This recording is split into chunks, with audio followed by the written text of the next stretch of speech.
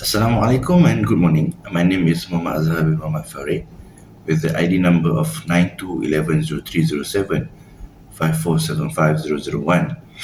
In this module EBTQ 3203 Quality Management, we will discuss the Total Quality Management TQM approach, which help to improve the creation of goods and services that meet the needs and exceed the expectation key customer groups. First of all, what is total quality management? Total quality management is a management framework based on the belief that an organization can build long-term success by having all its members from low-level workers to the highest ranking executive, which focus on improving quality and thus delivering customer satisfaction.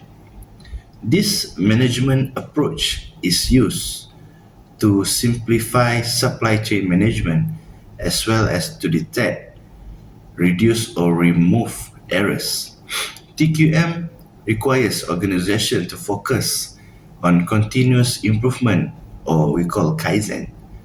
TQM focus on continual internal and process improvements over the long term, thereby enhancing the quality of produced products or services.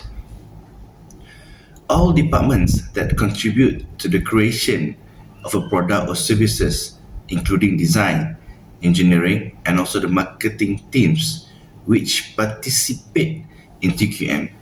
The management acts as a facilitator by providing quality staffing and training and also the setting their goals. TQM has no single agreed upon approach but does follow eight guiding principles that focus on improving quality. Let us talk about the principle of TQM. TQM prescribes a series of ways of organizations to accomplish the pathway to successful continuous improvement centered of the use of strategy, data, and effective communication, and instill a discipline of quality into the organization's culture and processes. More specifically, TQM highlights the processes that organizations use to produce their products, and it calls for organizations to define those processes, continuously monitor and measure their performance, and use the performance data to drive improvements. In addition, it requires all employees and organizational departments to be part of the process. The eight guiding principles that TQM use to improve quality include of the following. First one is the customer focus. The customer determines the quality level of the products and services. Customer input is valued as it provides a better understanding of what the customer needs. Second one is the employee involvement. All employees must participate in the processes and system. They must be properly trained and given the needed resources to complete their tasks on time. Third one is the focus on process. Processes must be continually analyzed to identify weaknesses. Every employee who takes part in the process should be properly educated in their contributions, ensuring the right steps are taken at the right time. Next, the integrated business system. All TQM processes should be integrated into a business process. Integrated systems convey potentially useful data across departments, which enabling everyone to be on the same page. Next, strategic and the systematic approach. Planning and management are required using a strategic plan with quality as a base component.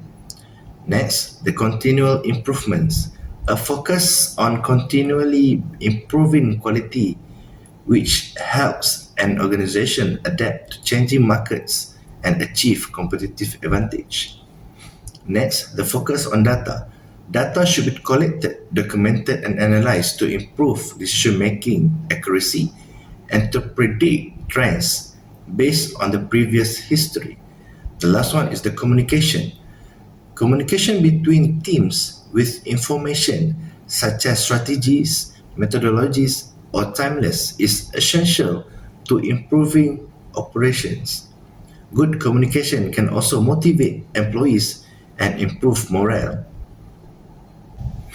The leadership in TQM. There are many sources that explain the theory of the total quality management process of the company. Leadership puts this principle into actions. Without sound leadership, the quality control process will be likely far less effective. A company may have all the industry best practices employed, but it takes internal leadership to take quality management to a level that will put the company in the best possible position to succeed. The first one is to create the proper environment. This overhaul can be accomplished through organizational leadership.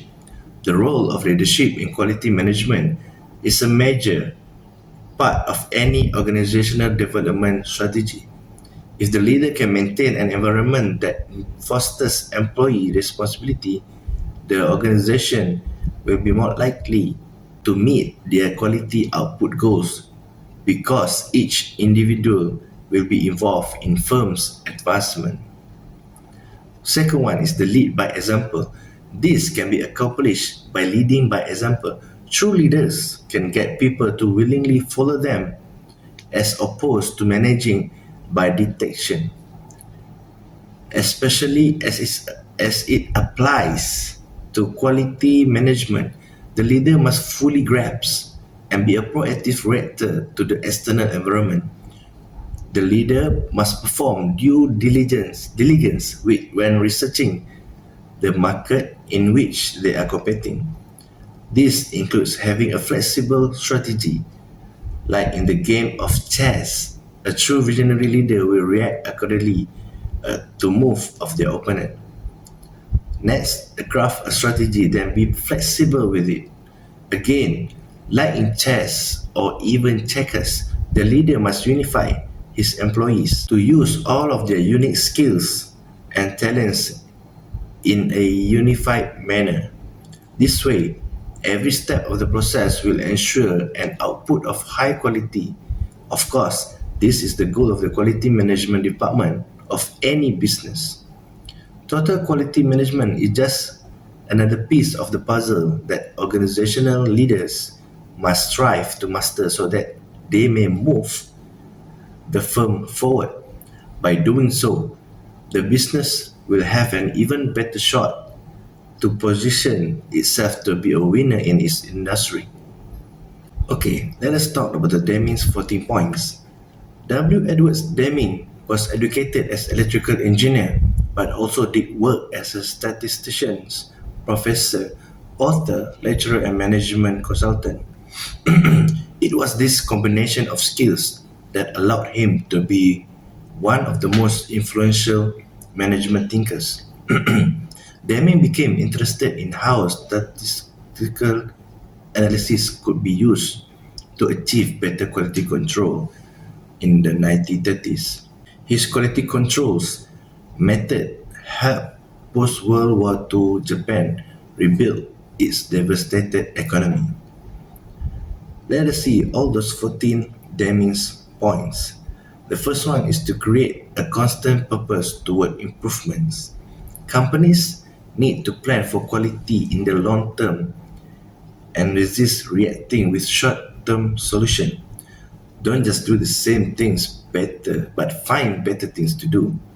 Company also need to predict and prepare for future challenges and always have the goal of getting better. Second one is to adopt the new philosophy.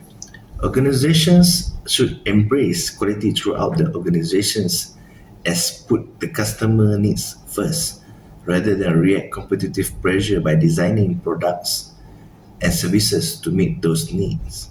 Company also need to be prepared for a major change in the way business is done. It's about leading, not simply managing. Third one is to stop depending on inspection. Inspection are costly and unreliable, and they don't improve quality. They merely find a lack of quality. Companies should build quality into the process from start to finish. Company also need to use statistical control methods to prove that the process is working. Quality relies on consistency, which is the less variation have in the input, the less variation have in the output. Companies also need to treat their suppliers as partners in quality to encourage them to spend time improving their own quality. Company also need to use quality statistic to ensure that suppliers meet the quality standard. Fourth one is the improve constantly and forever. Continuously improve the system and processes. That means promote the plan, do, check, act, which is the PDCA approach to process, analysis, and improvements. PDCA emphasize training and education so everyone can do their jobs better. Company need to use Kaizen as a model to reduce their waste and to improve productivity, effectiveness, and also their safety. Next, use training on the job.